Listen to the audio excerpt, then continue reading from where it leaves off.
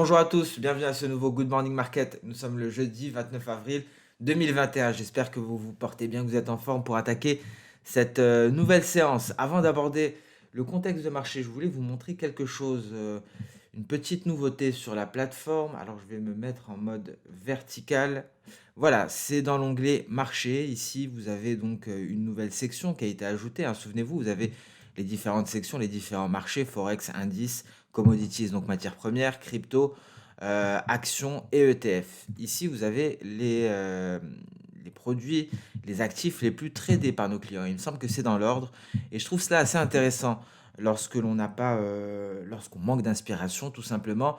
Car si ce sont les actifs les plus tradés, c'est qu'il se passe quelque chose. Il y a un élément fondamental, un élément technique, quelque chose qui pousse les investisseurs à s'exposer à tel ou tel indice ou matière première ou action ou crypto-monnaie. Et je trouve ça assez intéressant tout de même.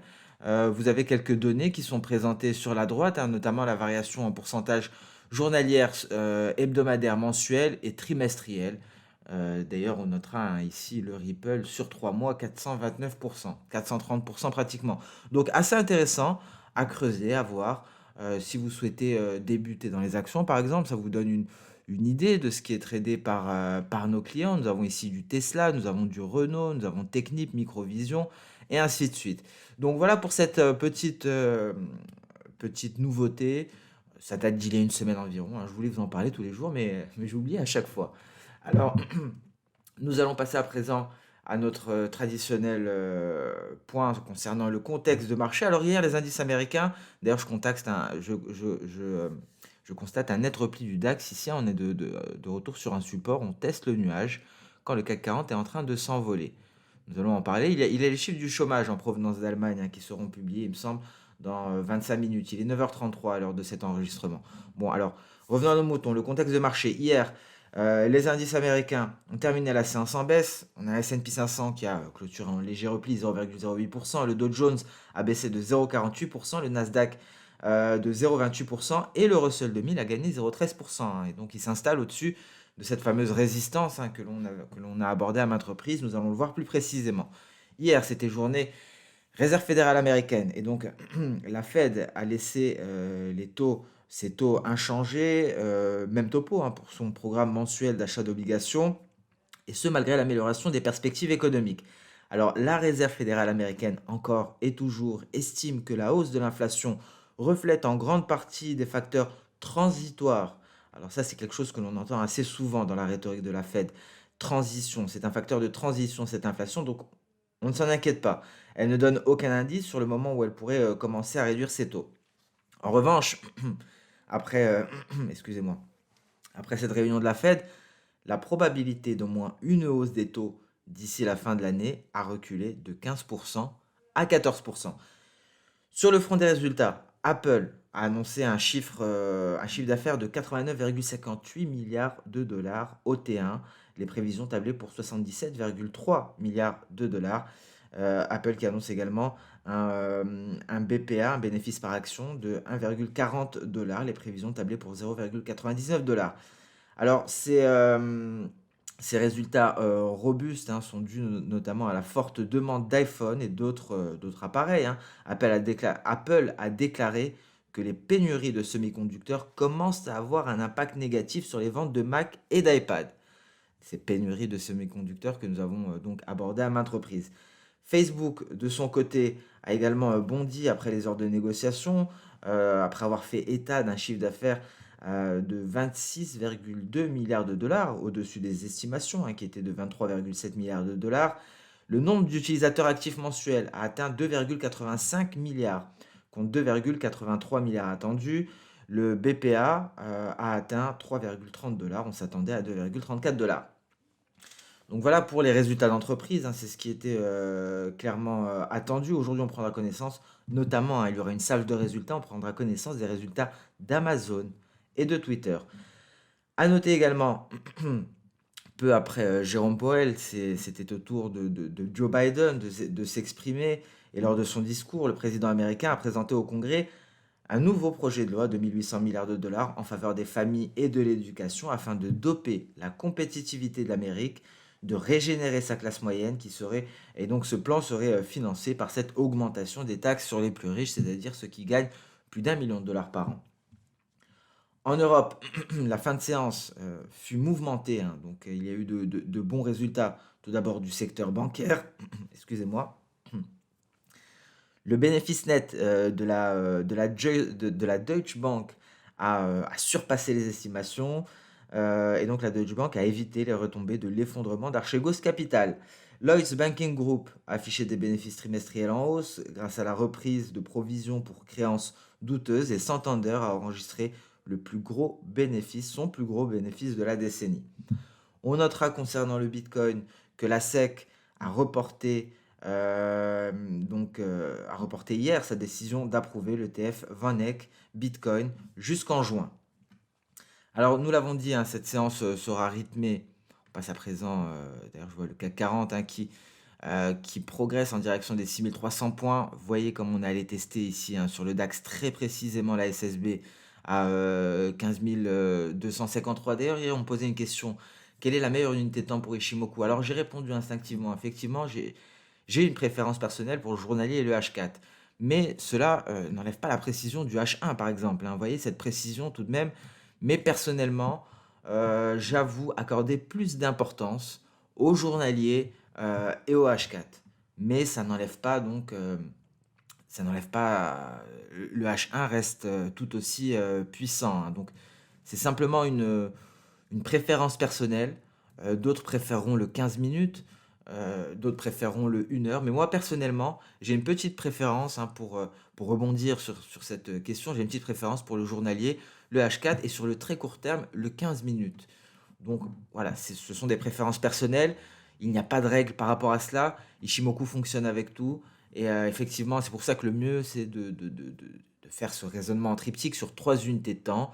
Mais voilà, simplement pour vous transmettre cette question et ma réponse. Alors concernant les événements de cette séance, on en a déjà parlé. Donc hormis les résultats d'entreprise, on aura le taux de chômage en Allemagne, hein, ça n'aura pas énormément d'impact. Nous allons nous concentrer sur ce qui aura un impact moyen et un impact fort. Alors, on aura aujourd'hui en Allemagne l'inflation IPC pour avril, donc l'indice des prix à la consommation, c'est l'inflation IPC, à 14 heures. À 14h30, les demandes d'allocation chômage. Bon, le PIB, ce sera plus important, bien entendu. Donc, le PIB, c'est très attendu. On aura également, mis à part cela, voilà, le plus attendu, hein, ce sera principalement le PIB, les inscriptions, les demandes hebdomadaires au chômage et l'IPC en Allemagne. Sinon, on a une salve de résultats d'entreprises. Nous avons parlé d'Amazon, nous avons parlé de Twitter, mais ce n'est pas tout, hein. Il y aura également Caterpillar, il y aura Mastercard, McDonald's, Merck et j'en passe. Mais principalement, les plus attendus, vous l'aurez compris, ce sera Amazon et Twitter. Donc voilà pour le calendrier économique. Nous allons passer sur le compartiment action avec une séance européenne qui commence assez fort. Alors le Nikkei est fermé, hein, c'est férié, me semble, aujourd'hui, donc pas de cotation sur le Nikkei. Ici, le CAC 40, on est sur des nouveaux sommets pluriannuels, hein. Ça fait très longtemps qu'on n'était pas à ces niveaux-là, pratiquement 20 ans, il me semble. Donc, aux portes des 6300 points. Le DAX, léger repli, nous l'avons vu en début de séance. Alors, souvenez-vous, hier, nous étions en train d'aborder ce signal Ishimoku. On parlait du signal avec ce petit 1 sorti nuage par le haut, validé en petit 2 par la Chikuspan. Vous voyez cette résistance? Le retracement de Fibonacci à 61,8% qui n'a pas été franchi. On a directement invalidé le signal, bougie rouge, mais bon, il y avait tout de même, il n'y avait pas grand-chose à prendre ici, mais finalement, signal invalidé parce que la première résistance était beaucoup trop proche. C'était ce niveau-là, les 15 360 points.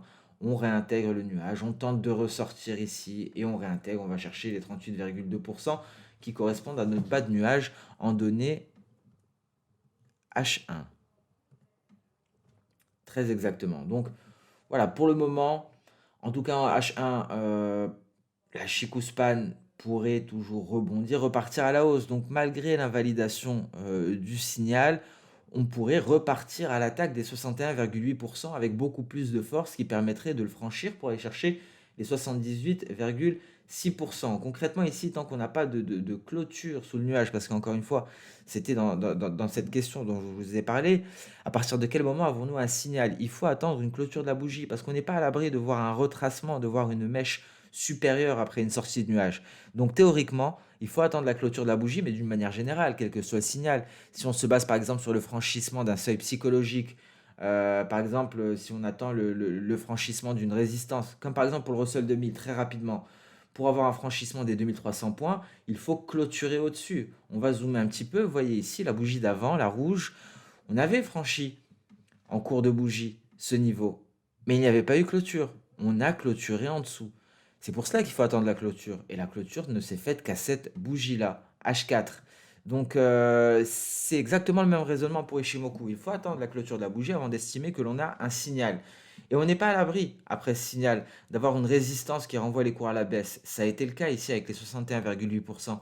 C'est pour cela que nous ajoutons les retracements de Fibonacci qui finalement se rapprochent pas mal des niveaux qui nous sont donnés par Ishimoku. Ça nous permet d'avoir beaucoup plus de niveaux et donc on ne s'étonne pas de voir une telle invalidation. Et donc c'est l'avantage d'avoir beaucoup de niveaux. On arrive à comprendre ce qui s'est passé et là éventuellement, bon ici il n'y avait pas une grande étendue entre le signal et l'objectif, hein, c'était concrètement 10 points, mais en scalping avec du gros volume on peut faire quelque chose, mais je l'admets, autrement on ne peut pas faire grand chose. Mais on aurait eu un franchissement des 61,8, ça devenait très intéressant et si on l'a par la suite ça devient très intéressant parce qu'on peut aller chercher 74 points avant le prochain niveau et le dernier niveau qui sont les records est à 93 points. Donc voilà pourquoi j'essaie d'allier un maximum d'indicateurs, d'outils, d'éléments techniques. C'est pour avoir un peu plus de précision et de comprendre d'un point de vue technique pourquoi, malgré une sortie de nuage, on a réintégré. Alors c'est un moyen comme un autre, on peut utiliser d'autres choses, on aurait pu avoir une moyenne mobile à ce niveau. C'est possible que l'on ait une moyenne mobile courte à ce niveau. Après, nous allons simplement tester. On ne va pas s'amuser à chercher, mais éventuellement, non, elle est beaucoup plus bas. Mais tout ça pour dire que ce n'est pas obligé d'utiliser les retracements de Fibonacci. Il y a d'autres choses qui peuvent nous donner des indications similaires. Ici, je trouve personnellement que ça fonctionne bien, les retracements de Fibo avec Ishimoku. Et vous voyez, ça m'a donné de très bonnes informations ici sur le DAX. Voilà pour le DAX. Donc concrètement, statu quo pour le moment, hein. On est entre deux retracements, le 38,2, le 50, aux alentours du nuage. Il faudra attendre une sortie de nuage, franchissement peut-être des 61,8. Je vous rappelle que les 61,8%, c'est le retracement le plus fort, le plus difficile à franchir. Une fois franchi, je pense que la voie serait ouverte pour retracer la totalité du mouvement et donc aller au 100%. En revanche, si on veut sortir par le bas du nuage, là, on va chercher les 15 192 points avant d'aller chercher les 15 090, voire les 15 100. Le Nasdaq, on débute à la hausse aujourd'hui. Vous voyez ici ce support, on est allé chercher précisément la Kijun, on a rebondi, on ne parvient pas à aller jusqu'aux 14 050, mais les 14 000 font office de résistance, hein. Il faut s'installer au-dessus des 14 000 et espérer poursuivre à la hausse. Alors d'un point de vue intraday, c'est intéressant de voir d'un point de vue H4, de voir comme le nuage a contenu la baisse ici. C'est vraiment l'importance de ce nuage. Le nuage nous donne énormément d'informations. C'est vraiment la particularité d'Ishimoku. Particularité pourquoi? Tout d'abord par sa vision future. Il n'y a pas d'indicateur qui vous donne une vision sur le futur. Une moyenne mobile, elle s'arrête à la bougie actuelle. Tous les indicateurs s'arrêtent à la bougie actuelle, à part les indicateurs de saisonnalité, bien entendu, que l'on utilise principalement sur les matières premières, parce que les matières premières répondent énormément à la saisonnalité, ce sont des produits cycliques. Ici, c'est le seul indicateur à vous donner une indication future, ça nous donne une indication présent avec l'interaction des cours avec ce dernier, avec le nuage, mais également une indication passée. Vous voyez ici l'interaction de la Chikuspan avec le nuage. On a rebondi sur le haut de nuage dans le passé. Au même moment dans le présent, on refusait de sortir par le bas de nuage. Donc ce nuage-là, le nuage est vraiment... Alors si je devais ne sélectionner qu'un élément Ishimoku, ce serait le nuage. c'est celui qui donne le plus d'informations. Après, je ne me priverai jamais des autres éléments, mais tout ça pour vous, montrer un peu la puissance de cette composante du système, Ishimoku qui nous donne des informations futures, présentes et passées avec notre Shikuspan. Donc ça vous permet également d'intégrer la méthodologie de lecture de l'indicateur, hein. Vous le voyez, on lit de droite à gauche, hein. C'est un peu comme si on lisait, on lit à l'envers. On lit de droite à gauche, on commence par le futur, le présent, et ensuite on arrive au passé, et on synthétise toutes les informations et on se forge une opinion. Donc voilà pour cette petite parenthèse qui n'était pas prévue. Ici concrètement en données H1 sur le Nasdaq, on est sorti par le haut du nuage. Donc voilà, perspective haussière. Attention tout de même, si on casse la Tenkan, vous l'aurez compris, le prochain niveau sera notre nuage. Le S&P 500 sur des records, on est tout proche de l'objectif. Un objectif que l'on, encore une fois, que l'on qualifiait de plutôt, de plutôt éloigné, début avril. On y est presque, on est presque au 4209, on est au 4200, on peut estimer que nous y sommes. Et voilà, donc les 261,8% sont pratiquement atteints. Est-ce qu'on va les franchir? Est-ce qu'on va se replier à leur contact? À voir en tout cas si on les franchit, la prochaine cible est à 4262 points. Qu'en est-il alors je vais commencer en H4 tout de même. Alors vous voyez ici, on pourrait peut-être se replier prochainement car effectivement on est on est sur la borne supérieure du canal haussier. Peut-être une prise de bénéfice, peut-être un retour à la moyenne, retour à la Tenkan, voire à la Kijun. Cela fait longtemps en H4 que l'on n'a pas testé la Kijun. En H1, on le voit beaucoup mieux. On est vraiment, on a testé la borne supérieure du canal haussier et on a quand même un petit trou d'air avant notre Kijun qui est à 4187 points. Donc prudence aux portes de ce retracement externe de Fibonacci face à ce seuil psychologique des 4200 points, très difficile à franchir. Les seuils psychologiques sont difficiles, les chiffres ronds. 4000 est encore plus compliqué, 4200 l'est également. C'est un chiffre rond, c'est un seuil psychologique. Le Dow Jones, on part à la hausse, on tente de franchir la Tenkan en données journalières. Ici, on a rebondi sur la ligne de coup, il n'y a pas eu de réelle cassure. Peut-être que je ne l'avais pas placé. Voilà, donc c'était plus comme cela pour relier les différents éléments de ma figure. Vous voyez l'importance de la précision de comment on place cette ligne de coup. Donc on rebondit sur cette ligne de coup. Il n'y a pas de TE pour le moment. On sort du nuage par le haut, on prend appui sur la Kijun. Donc on est en train de s'éloigner de ce scénario baissier. Pour cela qu'il faut attendre un réel franchissement ici de la ligne de coup avant d'estimer que l'on a un signal. En intraday, on a une forte résistance, le retracement de Fibonacci à 50%, retracement de cette précédente baisse qui est en train de quadriller les mouvements. C'est un peu l'état d'esprit des retracements de Fibonacci. Ça nous permet car tout mouvement, surtout sur les indices qui sont principalement haussiers, hein, je vous invite à regarder par exemple le Dow Jones en logarithmique sur 100 ans, la tendance est haussière. On a des corrections baissières, mais on ne part qu'à la hausse. Et donc, chaque baisse est retracée. C'est-à-dire que chaque baisse est effacée. Et il y a des paliers. Et ces paliers, ce sont justement les retracements de Fibonacci. Et là, nous sommes sur un palier, celui des 50% de la précédente baisse. C'est-à-dire que l'on a effacé à ce niveau-là 50% de cette baisse. Et donc, voilà un petit peu l'esprit des retracements de Fibonacci. C'est pas du tout le fond théorique. Le fond théorique est beaucoup plus complexe, hein, sur notamment le nombre d'or et j'en passe. D'ailleurs, c'est une théorie fascinante. Mais nous simplifions car le trading, le meilleur trading est le trading simple, hein, ça ne sert à rien de compliquer les choses, hein, vous l'aurez vu. Ishimoku, nous simplifions un maximum car le tout est d'avoir l'information le plus rapidement possible. Le tout n'est pas nous n'essayons pas de faire les savants avec des théories, nous essayons de profiter des déséquilibres de marché, donc il faut simplifier la théorie pour l'utiliser au mieux. Le Russell 2000, on en a déjà parlé, vous voyez, on s'est hissé au-dessus des 2300 points, la porte est ouverte vers les 2340, voire même de nouveaux records historiques à présent. Alors j'ai retiré Ishimoku, pourquoi? Parce que tout simplement nous sommes au-dessus de tout élément, ça ne nous apporte plus grand-chose à l'heure actuelle, en tout cas en données H4, en données journalières. Il est intéressant de noter que nous avons un signal qui est validé, il y avait une sortie de nuage ici, vous voyez, et c'est validé par notre Chikou, la Chikou Span, qui a franchi la Tenkan et donc qui est en train de se redresser. Le Bitcoin. Alors vous voyez, hein, le Bitcoin est toujours en grand danger. Personnellement, je crois à un approfondissement prochain et assez brusque de la baisse sur le Bitcoin. En tout cas, je crois en ce signal qui a été donné par le RSI, la cassure des 70 en hebdomadaire. Ce n'était pas arrivé depuis ici 2019, lorsque le Bitcoin a perdu 60% de sa valeur.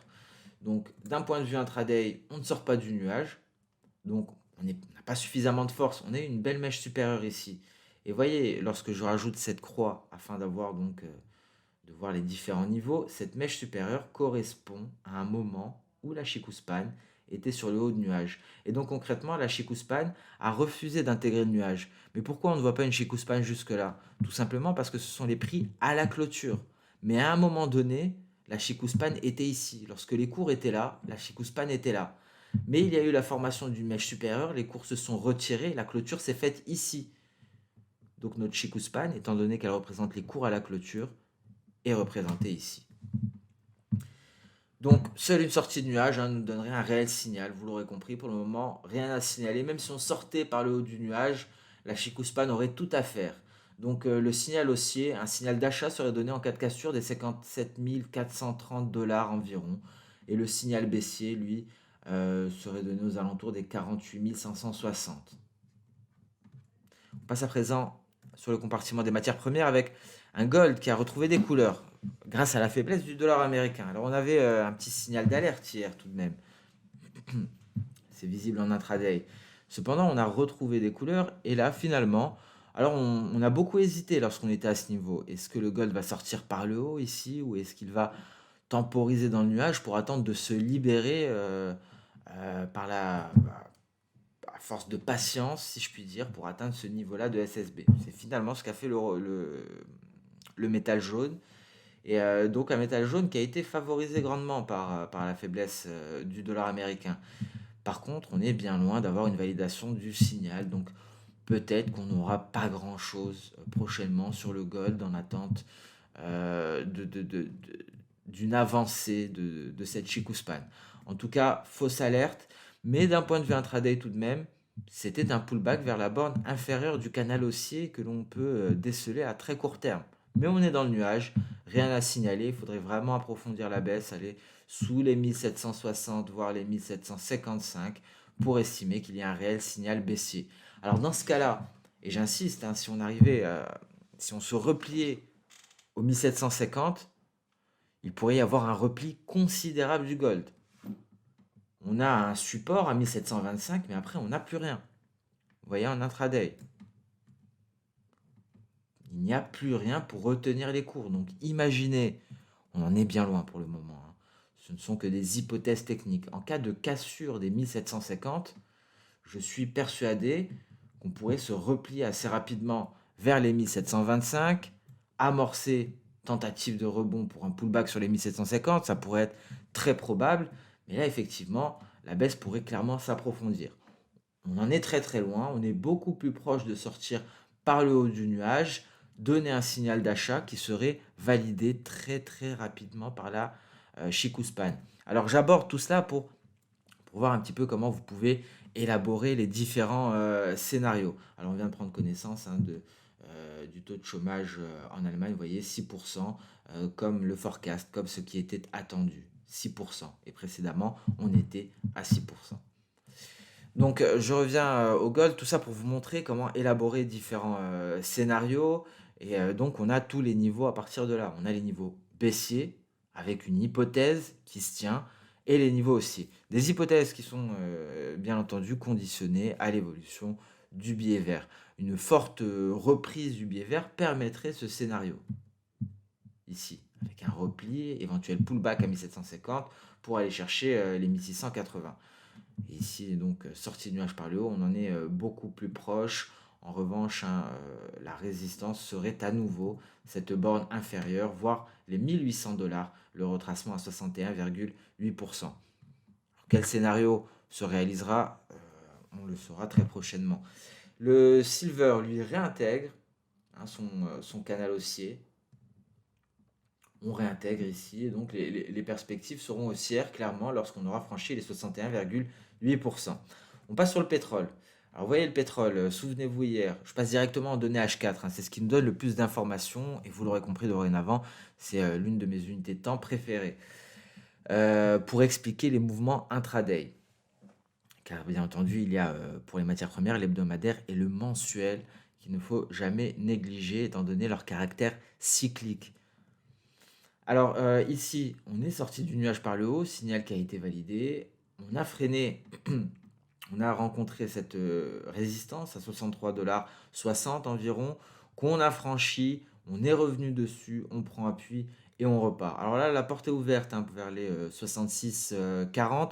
Alors vous l'aurez compris, la situation est vraiment dramatique en Inde, elle est inquiétante, elle est dramatique également au Brésil, inquiétante au Japon, mais finalement les espoirs concernant la reprise de la demande sont en train de l'emporter. C'est un bras de fer et l'OPEP+ a renforcé cet optimisme. L'OPEP+ qui, on en a parlé hier à la main sur ce marché pétrolier, nous avions abordé le fait qu'il fallait laisser de côté une certaine logique à l'image des indices boursiers.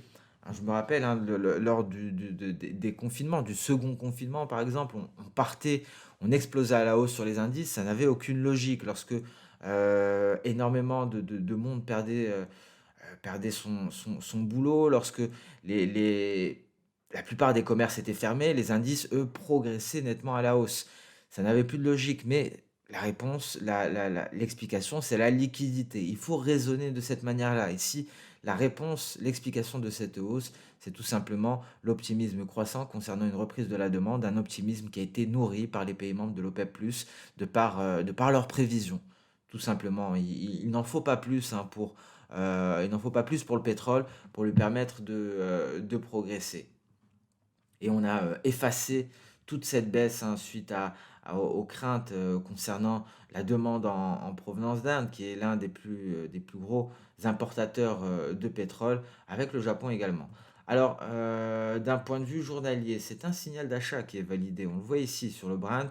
La Chikuspan se désengage complètement. Alors, on peut s'attendre à une hausse à présent du pétrole, en tout cas d'un point de vue technique, d'un point de vue Ishimoku. Mais attention, euh, très souvent, on me dit, oui, mais le problème d'attendre la validation de la Chikuspan, c'est qu'on perd des points. Oui, mais effectivement, mais très souvent, on revient vers le nuage, le tester avant de partir. À ce moment-là, soit on le teste, soit on le réintègre. Mais si on le teste pour repartir, on a un point d'entrée beaucoup plus intéressant qu'au moment de la clôture au-dessus du nuage. Donc, c'est pour cela qu'il faut tout de même être prudent. Et lorsqu'on place des stop-loss, le mieux, alors encore une petite parenthèse de money management, c'est par exemple de ne pas le placer ici à 65,50 car la probabilité d'un pullback en direction du haut de nuage est grande. Choisissez d'élargir quelque peu à l'intérieur du nuage, ne pas choisir pour les stop-loss des chiffres ronds. Par exemple, au lieu de mettre 65,50, on va mettre 65,42. Et ne pas choisir des éléments précis Shimoku. Il faut laisser un petit peu donc d'espace au cours s'il souhaite revenir, car ça permet donc d'enlever cette frustration de voir son stop loss touché très précisément avant que le marché reparte. Donc je me permets de détailler tout ça parce que j'ai eu pas mal de questions concernant l'entrée en position. Effectivement, les projections d'Osoda nous donnent des objectifs, mais quand entrer en position ou placer le stop loss, ce sont des questions tout à fait légitimes. Après, bien entendu, ce n'est pas une règle, ce ne sont pas des règles. Chacun peut adapter son money management à son profil, à son expérience, mais je vous livre en tout cas ce que personnellement j'ai appris, ce que personnellement je fais. Alors à présent, le blé. Alors on va prendre connaissance aujourd'hui de données très importantes de l'USDA. L'optimisme s'est renforcé. Vous voyez, on a comblé le gap. Alors on a des gaps, on les comble, on repart à la hausse aujourd'hui sur le blé. On repart de plus belle. Il faudra franchir la Tenkan et c'est reparti. Vous voyez comme on a comblé le gap ici avec cette mèche supérieure. Comblement du gap, on revient, on se stabilise, on repart à la hausse. Le copper, très belle hausse également. On va de plus en plus haut, de jour en jour. Et donc le copper pourrait surperformer les autres métaux. Vous voyez, en données hebdo, c'est assez impressionnant, hein. Le copper a souvent des phases de pause, phase de rallye, phase de pause, phase de rallye, enfin, jambes haussières plutôt, car le rallye, c'est un peu tout cela, hein. Donc, lorsque l'on passe de 4575 à pratiquement 10 000. Voilà pour le compartiment des matières premières, hein. Pour le reste, le maïs, c'est tout. Je vous renvoie à la vidéo d'hier. Matières premières et fondamentaux. J'ai pas mal insisté d'ailleurs sur les céréales. Alors, le billet vert s'est replié hier. On le verra mieux ici en journalier. Retrouve des couleurs aujourd'hui. Tente en tout cas de retrouver des couleurs. Et donc, ce repli du billet vert a favorisé l'euro-dollar. En revanche, encore une fois, une chose très intéressante, vous voyez, cette mèche supérieure, elle correspond précisément à ma SSB. Car à un moment donné, ma Chicouspan était ici, mais elle a refusé de sortir du nuage. Elle a refusé de valider ce signal d'achat qui a été donné lorsque les cours sont sortis du nuage. Et comme la Chicouspan représente les cours à la clôture 26 périodes dans le passé, on ne la voit pas aller jusque-là, car elle s'est retirée.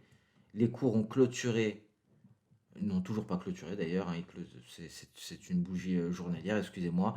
À la clôture, on aura le positionnement de notre Chikou. Mais la Chikou s'est retirée et maintenant que les cours sont en repli, elle est en train de s'affaisser. Alors, d'un point de vue intraday, on est allé chercher la borne supérieure du canal haussier.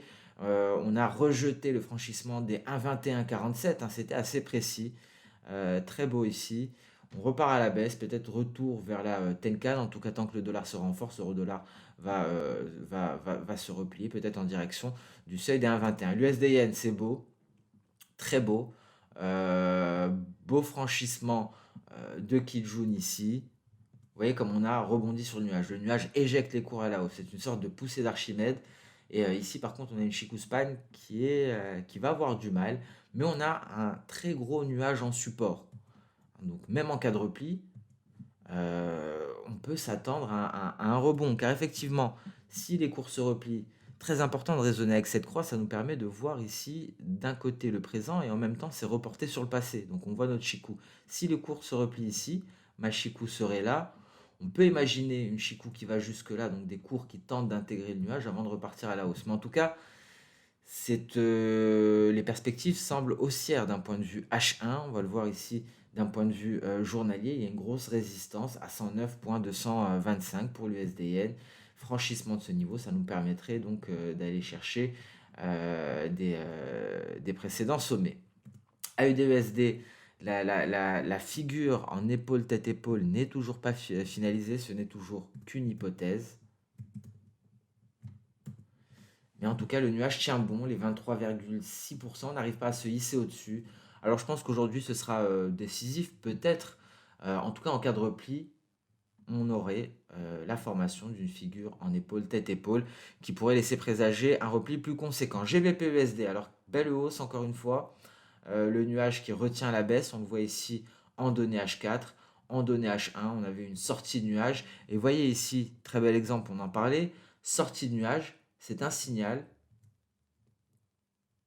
Et on a effectué le pullback sur le nuage avant de repartir à la hausse. Le signal a été validé à la clôture de cette bougie, ici, le 28 avril à 17h. Pourquoi? Car ma Chicouspan avait le champ libre. On avait perdu pas mal de pips ici, 25 pips. Mais voilà, si on était patient, on a un retour sur le nuage qui nous donne un meilleur point d'entrée et on repart. Donc voilà, c'est quelque chose qui arrive assez souvent. Donc deux manières de voir les choses. Soit il y a un réel catalyseur haussier qui ne permettra pas un retour vers le nuage. Et donc, dans ce cas-là, on rentre directement ici parce qu'effectivement, on estime que ça va poursuivre directement à la hausse. Soit il n'y a pas de catalyseur précis, de catalyseur puissant qui permette une telle remontée sans pullback. Donc on s'attend justement à ce pullback sur le nuage.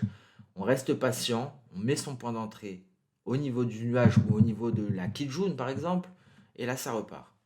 Donc voilà pour ce Good Morning Market. Ça faisait assez longtemps, on a vu pas mal de théories, pas de la théorie d'ailleurs, c'est plus de la pratique Ishimoku. Parce que je vois qu'il y a pas mal de questions, je comprends qu'il y ait certaines zones d'ombre. Donc je pense qu'en répondant à la question, c'était une question d'hier ou d'avant-hier, Je pense que ça aura aidé, pas mal, d'auditeurs dans l'utilisation d'Ishimoku. Pour ceux qui n'utilisent pas Ishimoku et qui suivent les Good Morning Market, je suis désolé pour ce temps pris, aujourd'hui et je vous remercie pour votre patience. Alors sur ce, je vous souhaite, une très bonne séance, de trading, une excellente journée.